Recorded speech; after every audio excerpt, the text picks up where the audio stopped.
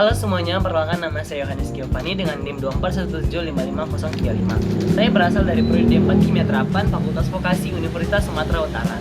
Pada kesempatan ini saya akan menjelaskan tentang fitur remediasi, yaitu cara memperbaiki lingkungan yang tercemar dengan logam berat dengan menggunakan tanaman. Nah, sebelumnya kalian udah tahu nggak apa itu fitur remediasi?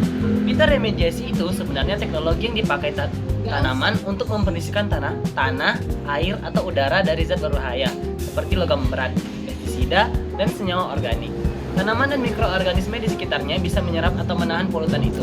Jadi, lingkungan bisa jadi lebih bersih tanpa bahan kimia tambahan.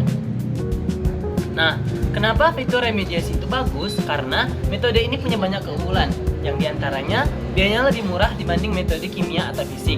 Selanjutnya, ramah lingkungan karena enggak merusak tanah. Selanjutnya, bisa bantu memperbaiki kesuburan dan struktur tanah. Dan yang terakhir, tanamannya juga bisa tumbuh di berbagai jenis lahan. Pada fitur remediasi sendiri terdapat berbagai macam teknik. Salah satunya fitur remediasi fitoekstraksi, yaitu akar tanaman menyerap logam dari tanah lalu disimpan di daun atau batang. Setelah itu tanamannya dipanen untuk membuang logamnya. Selanjutnya ada fitostabilisasi, di mana tanaman menahan logam di tanah supaya enggak nyebar ke air atau tanah atau terserap tanaman lainnya. Selanjutnya ada rizofiltrasi, yang dimana akar tanaman digunakan buat nyerap polutan dari air limbah. Selanjutnya dan yang terakhir ada fitovolatilisasi, yang dimana tanaman mengubah logam berbahaya jadi bentuk gas yang lebih aman untuk dilepaskan lewat daun. Nah, tahukah kalian apa tujuan dari penelitian ini? Penelitian ini bertujuan untuk melihat kemampuan 3 tanaman lokal dalam membersihkan tanah yang terkontaminasi logam berat seperti logam timbal atau Pb, logam zinc atau Zn, dan logam kadmium. Tanaman yang digunakan adalah lidah buaya, vetiver, dan tulsi. Nah, tentunya di sini menggunakan beberapa penelitian. Adapun tahap penelitiannya, yang pertama mengambil dan menyiapkan sampel tanah, lalu menambah logam berat supaya tanah jadi tercemar. Yang ketiga, menanam ketiga tanaman di media tanah tersebut. Selanjutnya mengamati selama 4 minggu, lalu menganalisis hasilnya pakai alat AAS atau Atomic Absorption Spectroscopy untuk melihat kadar logam yang berkurang. Nah, adapun hasil penelitian yang didapat dari sini yaitu pH tanah.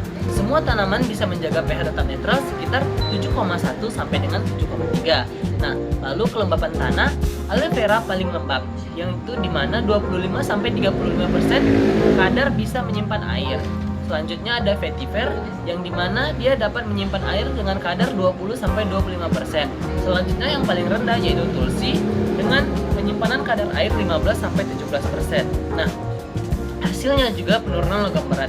Di sini zinc paling besar diserap oleh aloe vera, timbal paling banyak diturunkan oleh tulsi, kadmium paling efektif di vetiver. Ini bisa disimpulkan kalau aloe vera paling bagus untuk logam zinc, tulsi paling bagus untuk timbal, dan vetiver paling bagus untuk bagi kadmium. Ketiga tanaman ini juga bisa menjaga pH dan kelembapan tanah. Jadi bukan cuma mengurangi logam berat, tapi juga begitu menjaga kualitas tanahnya. Kalau digabungin, ketiganya bisa jadi strategi fitoremediasi yang efisien, ramah lingkungan, dan berkelanjutan. Nah, sekianlah penjelasan yang saya dapat paparkan tentang fitoremediasi menggunakan tanaman lokal untuk tanah yang tercemar logam berat. Terima kasih sudah menonton. See you next time.